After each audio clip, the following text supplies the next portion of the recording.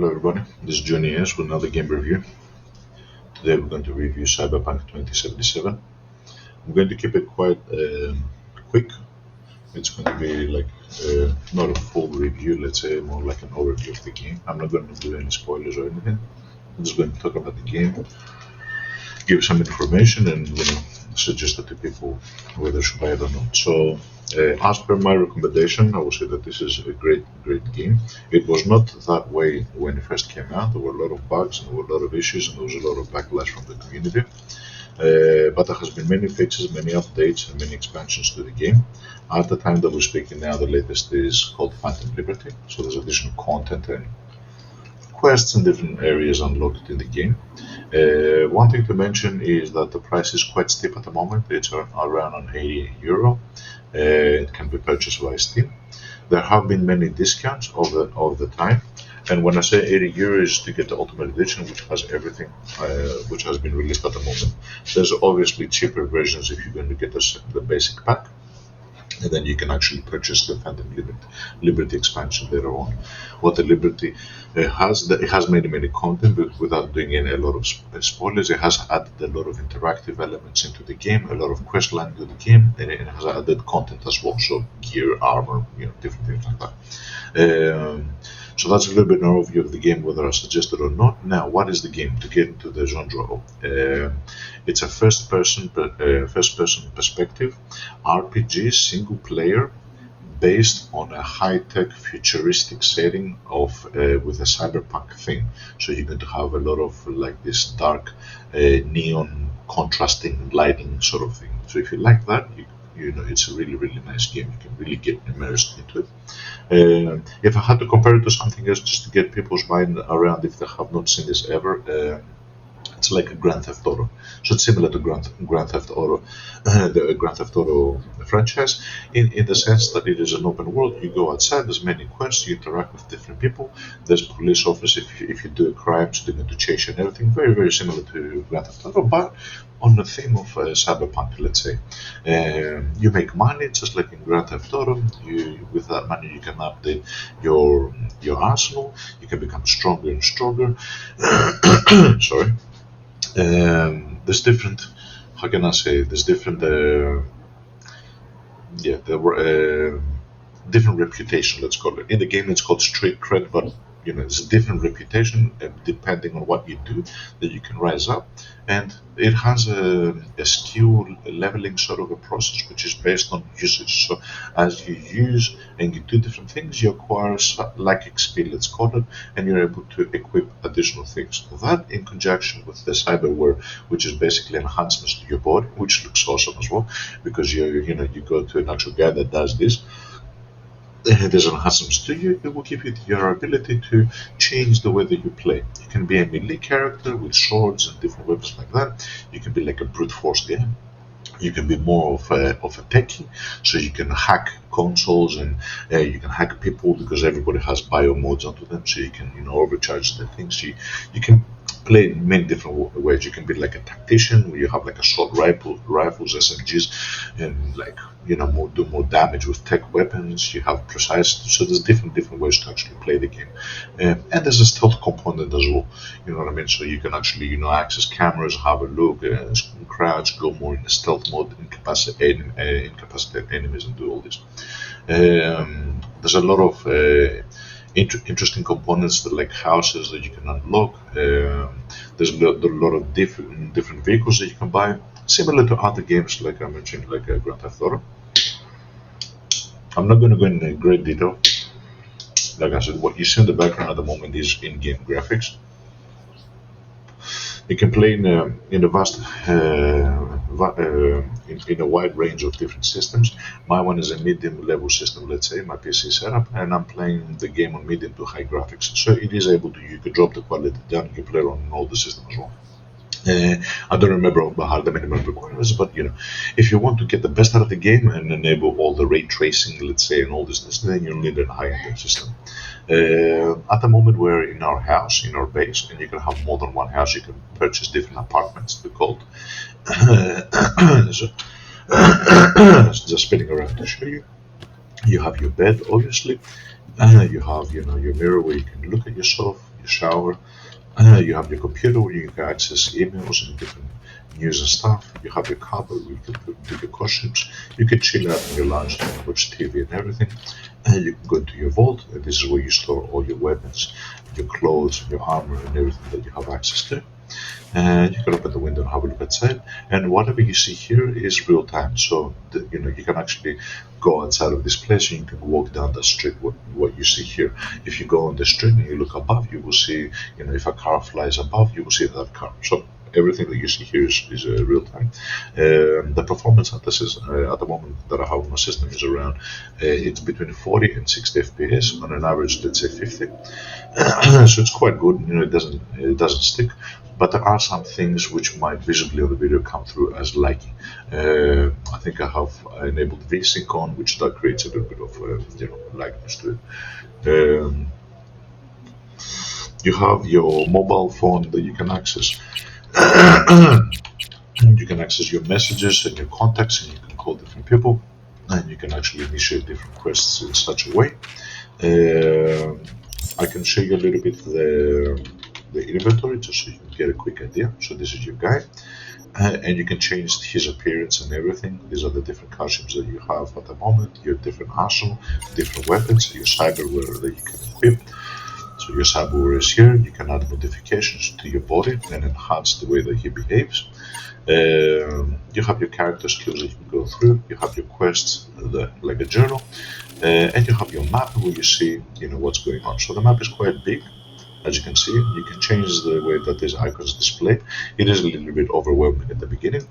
You start on this place here. On the bottom right hand side, you see it's called Watson, so Alaska Waterfront. And if you go through here, you will see there's different borders of the different places. Some of these I have are still locked for me. I have not finished the storyline by any means. One thing that you can do in order to kind of skip ahead, let's say, is if you purchase the Phantom Liberty and you begin your character, you can select begin from Phantom Liberty storyline. So let's say you've played this game and you want to get expansion, you can start. You don't have to do everything again if you begin your character, for example. Other than that, there's no way to actually skip quickly through the content. So when you begin all these icons, you will not be able to see them, meaning that you're going to be a little bit limited, and that is something to mention for people to know, as far as that you're not going to have access to, let's say, all the clothes shops. You can buy whatever clothes you want. You're not going to have access to all the vehicles to buy them because you need some reputation, street cred, whatever it's called, in order to access this. So there is an unlocking process as you're going through the storyline. You can stop the storyline and do side missions, but in order to unlock all the areas and everything, they are sometimes locked behind quests. So that's something to mention.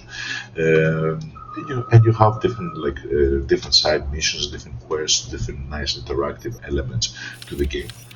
There's different apartments that you can buy as well. So at the beginning you start here, and we are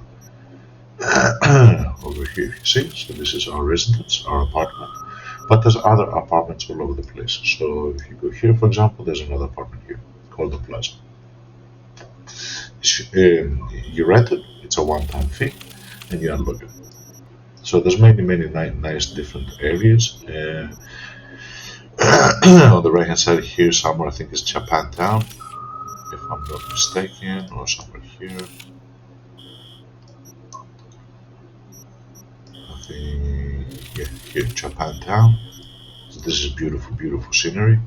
And depending on the area that you are, there is a differentiation as far as costumes and clothes and weapon types that you can buy. So it's not like this is a small area and this is a large area, but there is kind of a different level. There are some areas if you go, there's high-end enemies and it might be dangerous. So you have to have leveled up and have the proper things to be able to handle the challenge.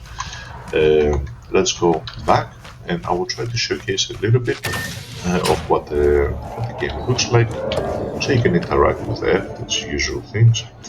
I'm not going to show a lot, like I said, and the graphics might be sticking pretty quickly, so I mean, look at that, it's beautiful. It's nighttime at the moment. On daytime it gets a little bit more, there's a police officers, so you gotta be careful around them. You can interact and talk with everybody. You can see the volumetric lighting, everything. There's different stores here. There's a gun shop 20 meters from us, so you can actually go and interact with this guy there. You can actually buy weapons. But, yeah. There's elevators, you can go up and down. So let's go down. Just to show, a lot of cyberpunk is like you can see, what it looks like.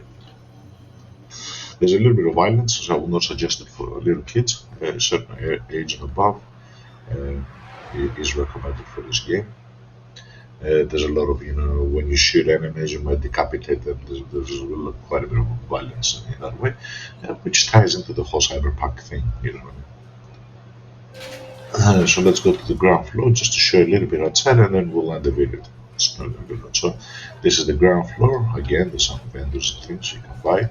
You can sit down, for example, have a drink, eat something. This is the outside of the building. There's big, huge city blocks. So just go slow, slow, so you can enjoy it. This is what it looks like. So the graphics, I mean, is awesome. And like I said, they've done quite a bit, quite good. You can actually change the density of the population, so how many people you see walk around and everything. And you can have your vehicles as well. So you can call your vehicle. The icon, so that's my bike. So it comes automatically to me when I call it. There's quests and stuff. At the moment, there's a character called Regina, and she's talking to us. So as you progression through the game, at any point in time, there's interactive elements. This is our bike. Just to show you what it looks like. Let's crouch. Awesome graphics. It's amazing graphics. You can get onto your bike. And you can drive around. This is what my character looks like. The game is on first person perspective, but in some areas like lights and things, you can actually go through and change the perspective. So we can drive around the city. I mean, the places are huge. There's different vehicles as well. So if you want to change between your vehicles, there's a couple that I have at the moment. So there's 2 bikes, and let's call this car, for example. There's going to be an icon. You can call it. Make sure we don't get run over. So this is another car that we have. More high-techish, let's say. All the cars have like a cyberpunk feel to it. And you can actually change the camera.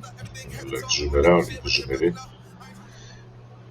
Okay everybody, I'm back. Sorry there was a little bit of a pause in the game. I skipped through a little bit of content just to show a little bit more of the visual component, and there's many more, but obviously we're not going to have time to see everything.